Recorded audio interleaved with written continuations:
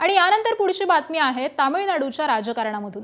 तामिळनाडूमध्ये टीव्हीके प्रमुख जोसेफ विजय आज पुन्हा एकदा राज्यपाल राजेंद्र आर्लेकर यांच्या भेटीसाठी पोहोचले। टीव्हीकेकडून कालच सत्ता स्थापनेचा दावा करण्यात आलेला होता, मात्र राज्यपालांकडून अद्यापही निमंत्रण आलेलं नाही। 118 आमदारांच्या सह्या असलेलं पत्र घेऊन परत या अशी सूचना राज्यपालांनी केल्याचं समजतं।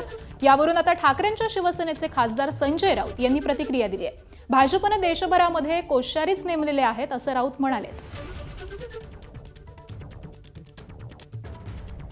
भारतीय जनता पक्षाचे राज्यपाल जे तिथे आहेत राजेंद्र आर्लेकर म्हणून, त्याने अत्यंत आडमुठी भूमिका घेतलेली आहे। मोठा पक्ष, सर्वाधिक मोठा पक्ष असताना सुद्धा त्यांनी टीव्हीकेला सत्ता स्थापनेचं आमंत्रण दिलं नाही, हे लक्षात घ्या।